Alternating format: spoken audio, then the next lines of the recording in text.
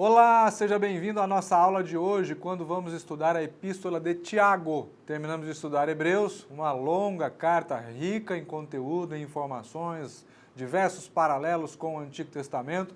Na Epístola de hoje, na aula de hoje, vamos estudar uma carta menor, de um autor chamado Tiago. E quando eu falo Epístola de Tiago, o que é que você pensa? Vamos fazer aqui um aquecimento, vamos entrar no tema, vamos entrar no clima da carta. Quando eu falo Epístola de Tiago, o que é que você se lembra? Alguns vão se lembrar de Jesus, porque foi dito que Jesus e Tiago foram irmãos. Outros vão se lembrar de Tiago como uma pessoa dura na sua doutrina, porque a carta reflete isso, ela é bem rigorosa, ela aperta mesmo na doutrina. Outros vão se lembrar do problema que houve com Lutero. Lutero parece não gostar muito da carta de Tiago e considerou ela como uma carta de palha. Mas o que é que Lutero queria dizer com isso? Uma carta que não tinha valor, uma carta que não tinha conteúdo. Outros vão dizer, mas Tiago ele era divergente de Paulo. Paulo pregava uma doutrina sobre a salvação, Tiago contradisse tudo aquilo. Então, com quem é que nós devemos ficar? Se ambas as cartas estão no Novo Testamento, há que haver um consenso. As doutrinas de Tiago e de Paulo precisam se conectar em algum ponto. Então vamos ver nesta aula de hoje o que é que nós temos pela frente. Muito bem, Tiago tem sido apontado como o autor principal, mas será que estamos falando de que Tiago? Qual é esse Tiago? Quando você acompanhar aí no seu livro, você vê que logo de cara é feita uma pergunta, né? Há um Tiago só? Não. Podemos confundir. Só em Atos dos Apóstolos, capítulo 1, versículo 13, já são apresentados 3 Tiagos. Qual Tiago? A epístola começa assim, Tiago, servo de Deus e do Senhor Jesus Cristo. Estamos tratando de um crente. Servo de Deus e do Senhor Jesus Cristo. Atos 12, versículo 2, diz que Tiago, irmão de João, filho de Zebedeu, aqueles chamados filhos do trovão, que foi decapitado em 44 por Herodes. Será que nós estamos falando desse Tiago?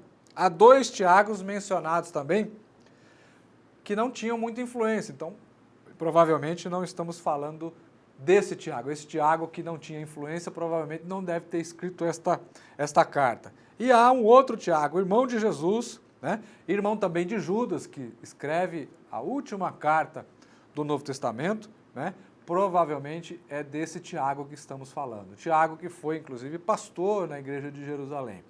A igreja de Jerusalém foi a primeira igreja, lá onde tudo começou. Depois houve uma perseguição, nós vimos isso quando estudamos Atos dos Apóstolos, uma perseguição disparada depois que Estevão fez um sermão, um discurso. Houve uma perseguição muito grande, uma perseguição religiosa, que depois desembocou numa perseguição política, e então os cristãos saíram mundo afora, cumprindo até o mandamento de Jesus, Ficai, porém, na cidade de Jerusalém, até que do alto sejais revestidos de poder. Depois de Judéia e Samaria e os confins da terra. Isso aconteceu após essa perseguição. Após essa perseguição, eles foram embora. Muitos deles foram para a região de Antioquia, e ali fundaram uma igreja, inicialmente uma igreja, que posteriormente foi visitada por Barnabé. Barnabé foi até a cidade de Tarso, trouxe Paulo, na época chamado Saulo, trouxe para essa igreja e dali fizeram o seu quartel-general, uma expressão que eu estou usando aqui para indicar a sede do envio missionário de todas as 3 viagens que o apóstolo Paulo fez. Essa carta de Paulo, essa carta de Timóteo, é considerada uma das epístolas chamadas católicas. Católicas no sentido de universal. A palavra católico significa universal. Então, ela é uma das epístolas universais. Há outras, no Novo Testamento, que são universais. Quando dizemos que tal epístola ela é universal, nós estamos fazendo diferenciação de uma epístola com destinatário específico. Por exemplo, carta de Paulo aos Romanos. Ela é específica para os cristãos que eram da cidade de Roma. Carta de Paulo aos Tessalonicenses, primeira e segunda carta. Então é específica para os cristãos que estavam na cidade de Tessalônica. A carta a Tiago, ela não tem uma destinação específica para uma cidade, embora, evidentemente, hajam os leitores que Tiago tem em mente. Isso é importante nós considerarmos. Isso o quê? Que todos os leitores são os destinatários desses autores. Ou seja, esses autores estão pensando em alguém quando vão redigir a sua carta. Fosse os evangelhos, fosse Atos, fosse as epístolas, todos os autores estavam pensando em alguém, em alguma circunstância específica, seja ela cultural, política, até mesmo econômica, como é o caso que aparece aqui em Tiago, ou problemas doutrinários, como a maioria das cartas de Paulo. Sempre há uma ocorrência a ser tratada. E o autor da carta, o autor da epístola, o autor do livro, ele está pensando nessa ocorrência, está pensando nas pessoas que estão vivendo este evento. Então, quando o autor vai escrever, ele pensa nisso. E nós, hoje, 2000 anos depois, quando vamos ler e interpretar esses documentos do Novo Testamento, precisamos ter em mente, muito claro, qual é o público específico, para quem o autor está escrevendo, o que é que ele estava pensando, o que é que ele estava combatendo, o que é que ele procurava apoiar, o que é que ele queria exaltar, qual era a motivação a ser dada, qual era a censura a ser feita. Todos esses elementos precisam ser levados em conta quando nos aproximamos do texto bíblico e vamos ler, interpretá-lo e depois até pregar, usar numa aula e coisa e tal. Ok? Então, inicialmente, o Novo Testamento fala de vários Tiagos, mas muito provavelmente o Tiago específico, o autor da carta, era aquele que foi pastor na cidade de Jerusalém, na igreja que estava na cidade de Jerusalém. Quando todos foram perseguidos e fugiram, ele ainda ficou.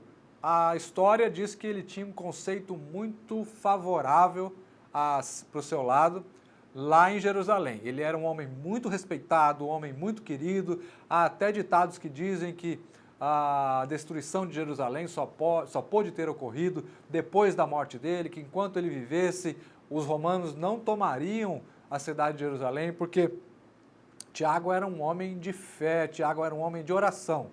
Dizem até que ele tinha fama de ser chamado de Tiago, joelho de camelo. Já viu um joelho de camelo? O joelho de camelo ele é muito robusto, né? Porque o camelo, quando vai se assentar, ele se assenta, né?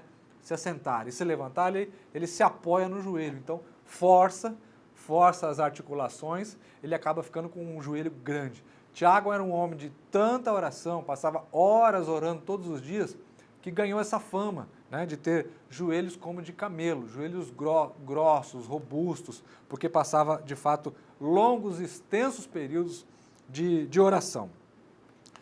Os primeiros pais da igreja, o que nós chamamos de pais? Os primeiros líderes, né, os primeiros pastores, bispos, escritores, como Orígenes, Atanásio, Jerônimo, o próprio Agostinho, eles eram favoráveis à identificação desta carta com Tiago, irmão de Jesus. Então, nos escritos que esses homens deixaram para nós, que tem um grande valor histórico para apoiar muitas das nossas conclusões hoje, muitas das nossas descobertas, né, que fazemos a respeito do cenário do primeiro, segundo e até terceiro século, Agostinho até no quarto século, eles escreveram a respeito de Tiago, irmão de Jesus, como autor desta epístola. Então, isso é praticamente um ponto passivo, não se discute isso, né? Tiago, chamado Justo, que pastoreou a igreja de Jerusalém até o ano de 62, lembrando que Jerusalém foi destruída no ano 70, ou seja, cerca de 8 anos depois da morte de Judas,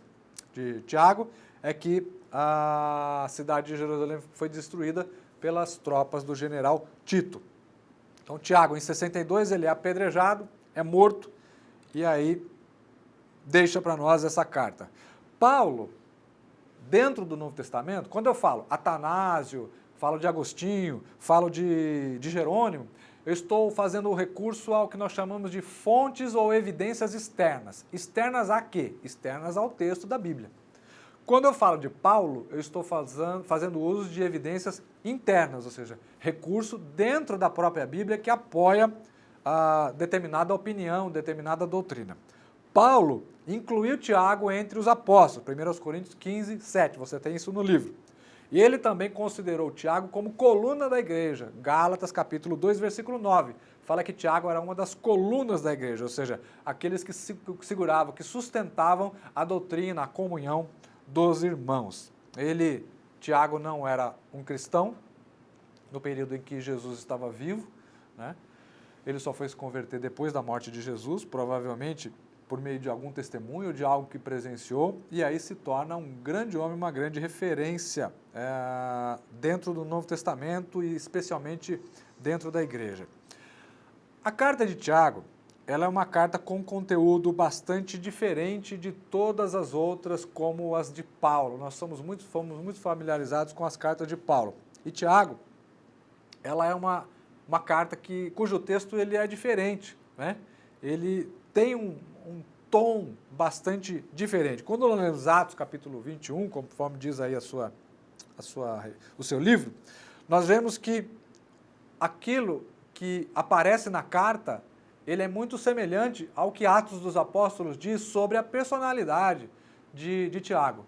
Que Tiago, de fato, era um líder, que assumia o controle, que tomava a frente da igreja. Quando Paulo vem para Jerusalém, a fim de apresentar a sua doutrina, expor para os apóstolos aquilo que ele estava ensinando, é Tiago quem assume a frente, recebe, ouve o que Paulo está dizendo, dá conselhos a Paulo, faça isso, não faça aquilo, olha, vamos andar aí de mãos dadas, estamos juntos nesse negócio da pregação do Evangelho, vamos à frente porque o Senhor está conosco. Então, há vários detalhes que você consegue pensar aqui e ali no Novo Testamento que vão apoiar a autoria dele. O pano de fundo, qual é o pano de fundo? Qual é o cenário que nós temos aqui para a composição desta epístola? De fato, é a perseguição.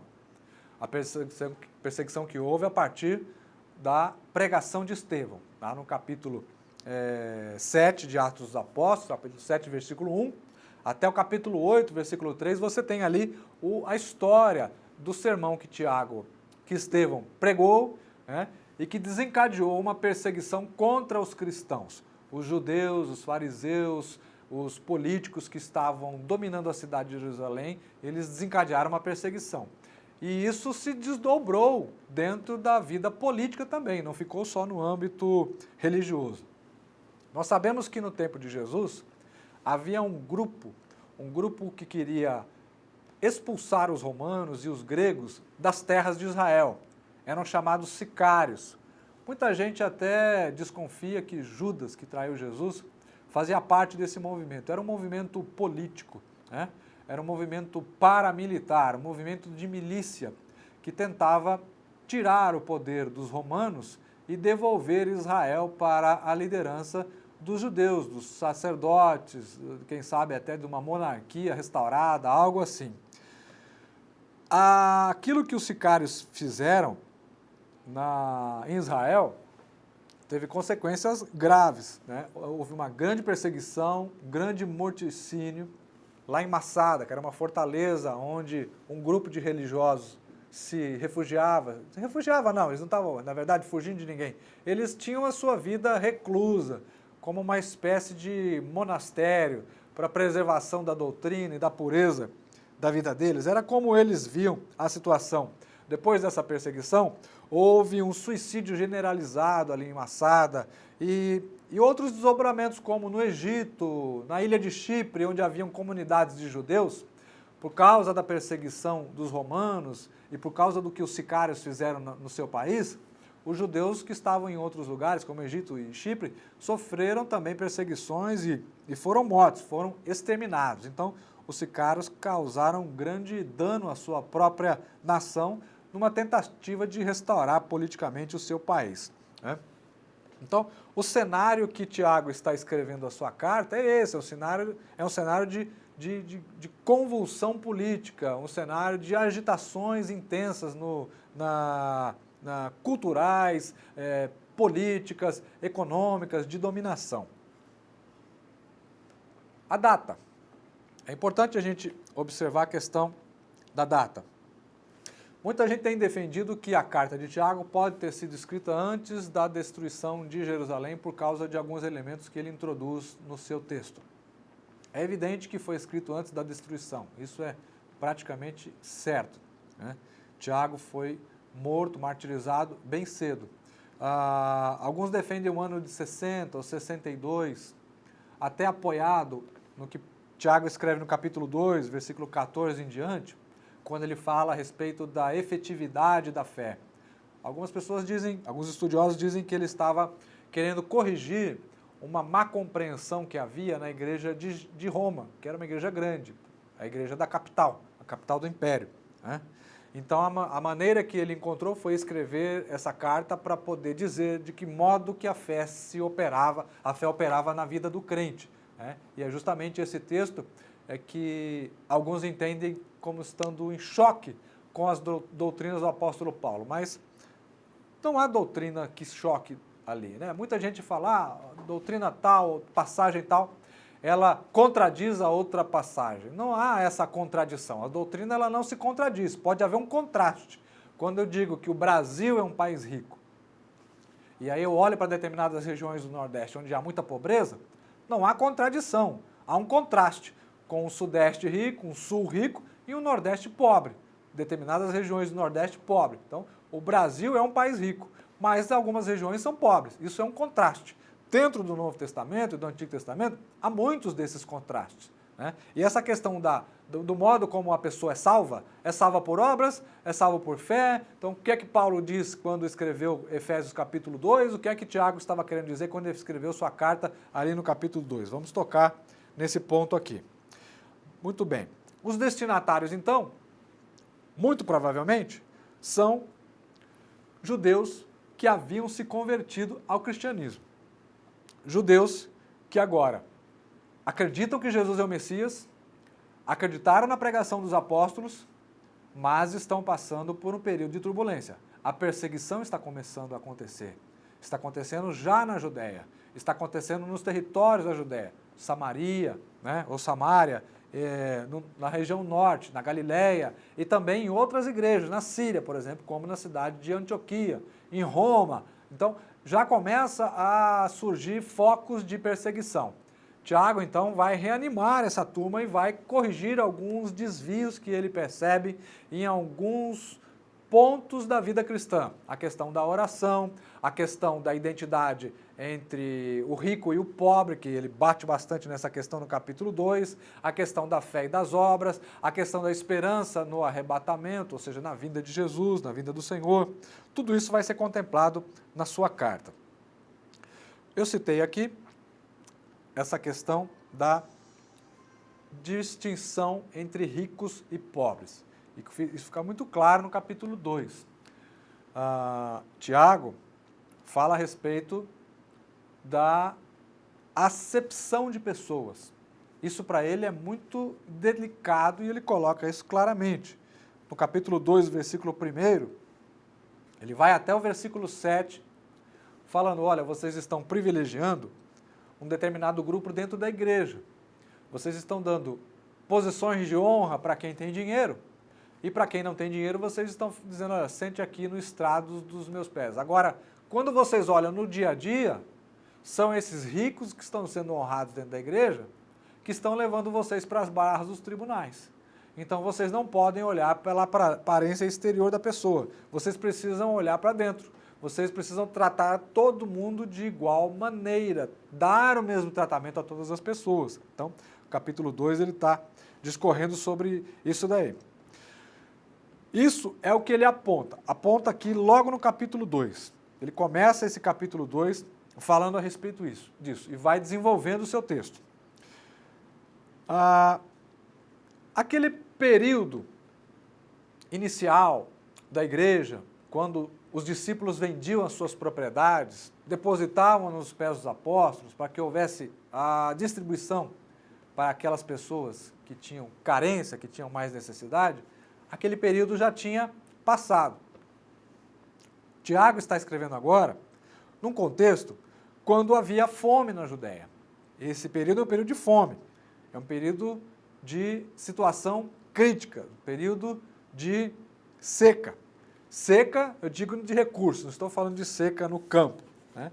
Paulo, quando nós lemos Romanos, capítulo 15, versículo 26, ele diz assim, porque pareceu bem às igrejas da Macedônia, ou seja, igrejas estrangeiras, e da Acaia, também uma região estrangeira, levantaram uma oferta fraternal para os pobres dentre os santos de Jerusalém. Ou seja, Paulo está fazendo missões, mas sabe da situação de Jerusalém, aonde Tiago está dirigindo a igreja, na capital de Israel. Ele faz o levantamento de recursos para destinar ao acolhimento, ao atendimento das necessidades desses irmãos que estão debaixo do pastorado de Tiago.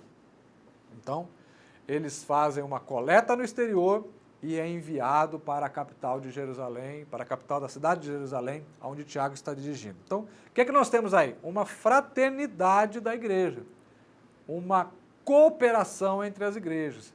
É o período inicial, onde eles entendem que são um mesmo corpo, como de fato é.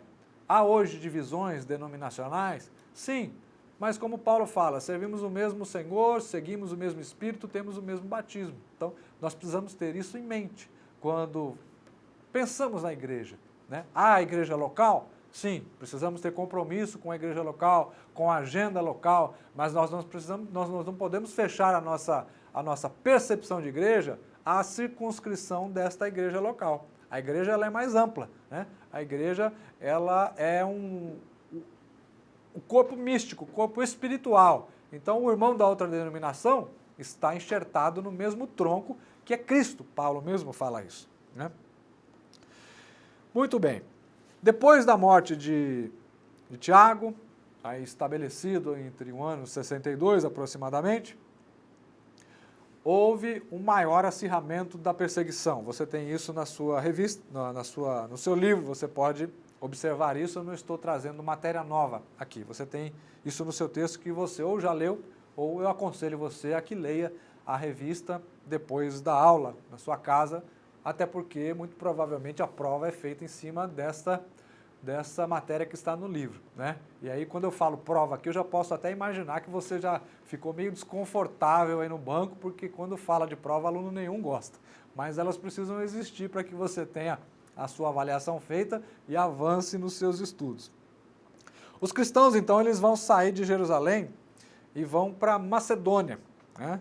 Cidade de Pela, é o que diz aí o nosso comentário, que era uma cidade que ficava na Macedônia. Ok, esse é o contexto imediato. Qual é o desenvolvimento que a doutrina, que a lição aqui vai nos dar? Primeiro, vamos destacar aqui o conteúdo. O conteúdo da carta de Tiago. Quais são os pontos importantes que nós precisamos saber e considerar? Primeira coisa, distinção entre provação e tentação. Você vê no capítulo 1, versículo 14, diz assim, eu vou ler na versão NVI. Cada um, porém, é tentado pelo próprio mau desejo, sendo por este arrastado e seduzido.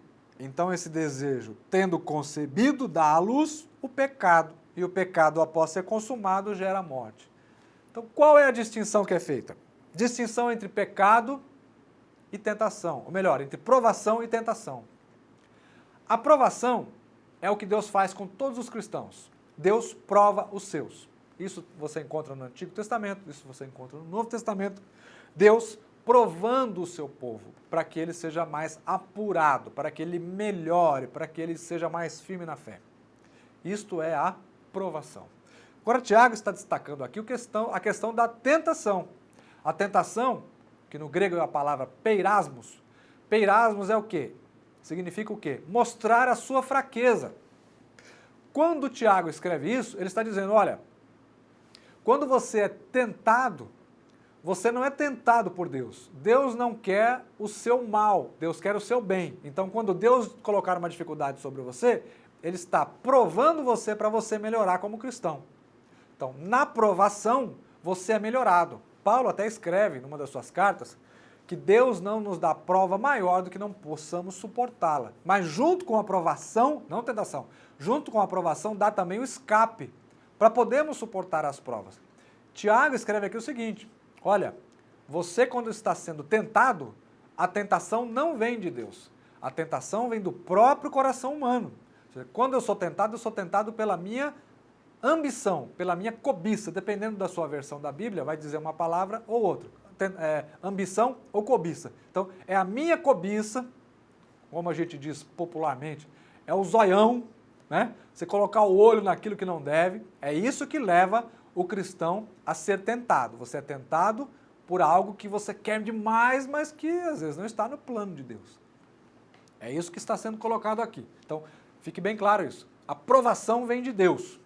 A tentação, ela vem da natureza humana. É evidente que o diabo pode aí estimular, ele pode forçar a barra para que você, de fato, ceda à tentação. E essa palavra peirasmos no original, no grego, ela significa exatamente isso, mostrar a fraqueza. O diabo não nos tenta naquilo que somos fortes, ele nos tenta naquilo que somos fracos. Então, se você é fraco em determinada área, ele vai criar situações para que você se veja numa situação de fraqueza. E aí, se não vigiar, cai mesmo. Outra questão, aí, então, seguindo a sua revista, no ponto 2 aí, diz que Deus não é a fonte da tentação. Ele pode ser a fonte da provação, mas nunca da tentação. Fala que os desejos impuros nos levam a pecar e, cometendo o pecado, o salário do pecado, Paulo já havia dito, é a morte, e aqui Tiago não contradiz Paulo novamente, né? E o pecado, após ter se consumado, gera a morte. Então, todos os apóstolos, Paulo e Tiago, estão de acordo quanto a isso. Tiago destaca aqui também a questão da resposta certa para enfrentar a provação. Na provação, a pessoa fica mais irritada, a pessoa fica sob pressão, então, às vezes, ela dá uma resposta mais ríspida, mais grossa, até mal educada. E ele fala, olha, seja pronto para ouvir, tardio para falar e tardio para se irar. Então, quando você estiver em situação de provação, ouça mais. Quando você estiver sendo tentado ou provado, abra mais o seu ouvido, feche mais a sua boca. E fechando a boca, você também vai guardar o seu coração. Porque quando você coloca menos palavra para fora, provavelmente você vai dar menos vazão aos seus sentimentos. É pecado se irar? Não. Paulo fala, pode irar. O que não pode é pecar. Irar, todo mundo pode se irar. Faz parte da natureza humana. E isso é bom. Já pensou se nós não ficássemos irados com uma injustiça? Se nós não ficássemos irados com a corrupção de um governo, por exemplo? Se nós não ficássemos irados com uma pessoa que desrespeita as leis? Se nós não ficássemos irados com a fome, né? O mundo seria uma bagunça maior do que já está. Então, quando nós ficamos irados com alguma coisa errada, isso é bom, faz parte da natureza humana, porque nós vamos nos mobilizar para conseguir consertar isso. Mas Paulo adverte, Tiago também, olha, você pode se irar, mas não pode pecar. Então, seja irado, fique indignado, fique inconformado, mas não faça com que isso seja transformado num mal contra uma pessoa. Então, ire, mas não peque, não cometa o pecado.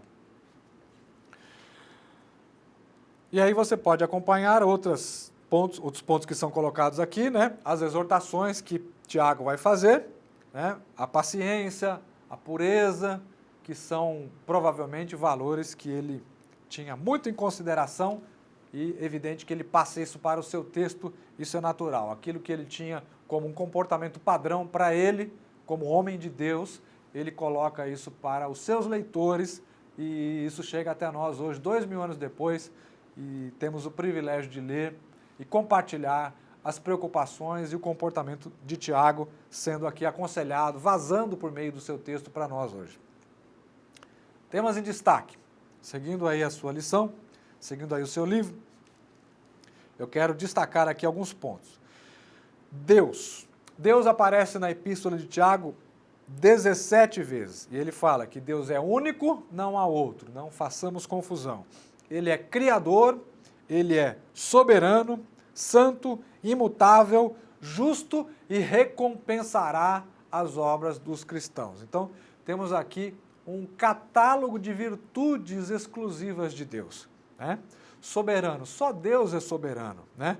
Santo, imutável, quem é que pode dizer que é imutável? Ninguém é imutável, somente Deus. Então isso é um atributo, chamado atributo incomunicável, ou seja, é exclusivo de Deus, ele não compartilha isso com outras pessoas. Deus tem alguns atributos que são comunicáveis. O seu amor, por exemplo. Ele ama, nós também amamos. Agora, há atributos que são incomunicáveis. Onipresença, Deus está em todos os lugares ao mesmo tempo. Isso é um atributo incomunicável, né? Você pode estar aqui, mas não pode estar em outros lugares. Então, só Deus possui esse atributo. Cristologia é uma doutrina, nós temos essa disciplina no nosso curso, e nós temos aqui na carta. Carta de Tiago, ele faz referência ao Senhor Jesus, aparece 2 vezes.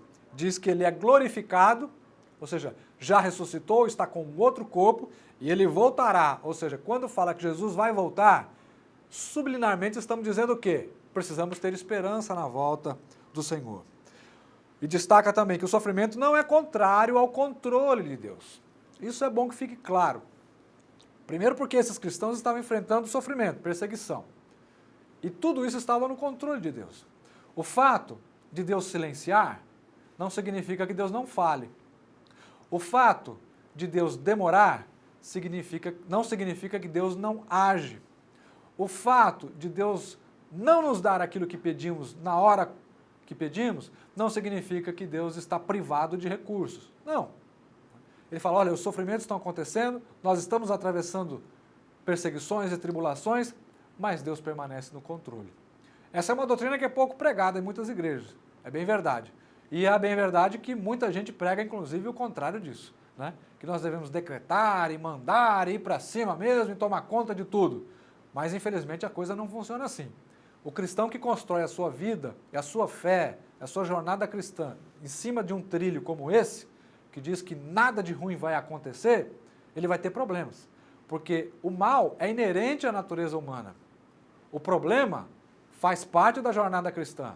Isso está dito na Bíblia, em todos os documentos do Antigo e do Novo Testamento. Então, a pessoa que acredita que nunca vai enfrentar problema, estando com Deus, quando ela se deparar com o primeiro problema, ela vai esmorecer na sua fé. Se Deus não tiver graça e misericórdia dela, ela pode até se desviar, né?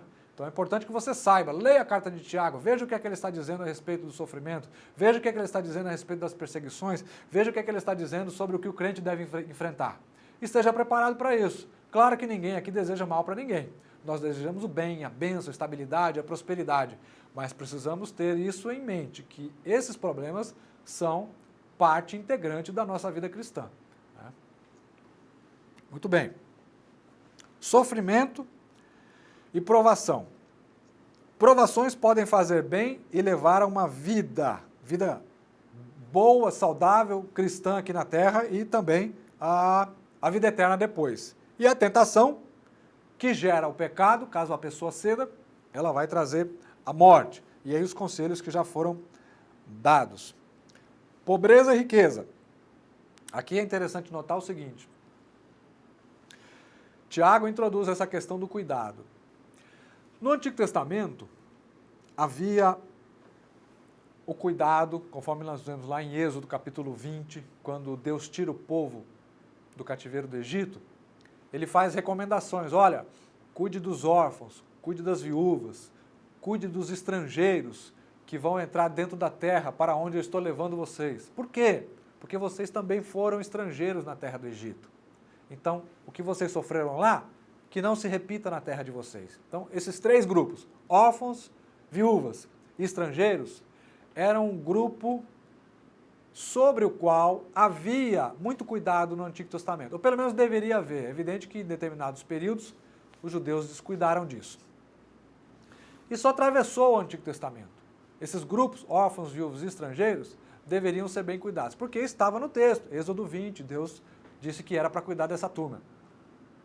Tiago é judeu, conhece o texto da lei, conhece a tradição, conhece a história, está pastoreando uma igreja na cidade de Jerusalém, coração do país. E ele introduz na sua carta, ele introduz no seu texto, capítulo 1, versículos 26 e 27, o tema do cuidado. O tema do cuidado com os órfãos e com as viúvas. Ele diz assim, deixa eu ler aqui direto na Bíblia. Se alguém se considera religioso, mas não refreia a sua língua, engana-se a si mesmo. A sua religião não tem valor algum. A religião que Deus, o nosso Pai, aceita como pura e imaculada é esta: cuidar dos órfãos e das viúvas em suas dificuldades e não se deixar corromper pelo mundo. Então, esse mandamento do Antigo Testamento, ele entra no Novo através do ministério de Tiago. E não só na epístola de Tiago, porque isso já havia acontecido em Atos capítulo 6, como nós vimos. Atos capítulo 6 é a instituição do diaconato na igreja de Jerusalém. Quem era o pastor daquela igreja? O próprio Tiago. E o que é que aconteceu ali? Uma reclamação. As viúvas dos judeus de ascendência ou de cultura grega reclamavam que elas estavam sendo preteridas, ou seja, desfavorecidas em relação às viúvas do grupo de judeus de Israel. E aí Tiago, então, com os outros apóstolos, fazem a instituição do diaconato. Então você veja como as coisas vão fechando, elas vão se combinando, né? Isso nós vemos em Atos 6, vemos aqui na carta, ou seja, eles têm o mesmo pensamento, eles têm uma mesma doutrina, eles seguem o mesmo padrão. O próximo ponto que você encontra na sua lição é o ponto delicado, onde muita gente fala que Tiago contradiz Paulo. Tiago fala o seguinte: você tem fé? Muito bem. Onde é que estão as suas obras? Apresente as suas obras que eu quero vê-las. Aí muita gente vai dizer assim: ah, mas eu aprendi com Paulo que as obras não salvam. Quem é que está certo? Paulo ou Tiago? Na verdade, ambos estão certos. É que eles estão tratando de aspectos diferentes. O que é que Paulo faz? Paulo pega uma pessoa que não é cristã. Você não é crente? Você não está salvo? Quer ser salvo? Sim, quero. O que é que eu preciso fazer? Você precisa ter fé. Então ele pega essa pessoa que não tem fé, que não é cristã, e pela fé introduz essa pessoa no corpo de Cristo. Pronto, está aqui. Agora você pela fé foi salvo. Ponto. Não há que fazer mais nada. Ele para o assunto aí. Aí Tiago chega: ô meu amiguinho, você foi salvo? Fui. Quem falou para você que você podia ser salvo? Paulo. O que é que ele exigiu? Exigiu que eu tivesse fé. Ah, ok. Só que ele não contou tudo, tá? Tem uma outra parte que não estava na aula de Paulo. Eu sou professor, eu vou dizer para você. É verdade, você precisa ter fé para ser salvo. Só que se a sua fé é genuína, verdadeira, vigorosa, você precisa fazer alguma coisa. Você precisa fazer o quê? Obras da fé.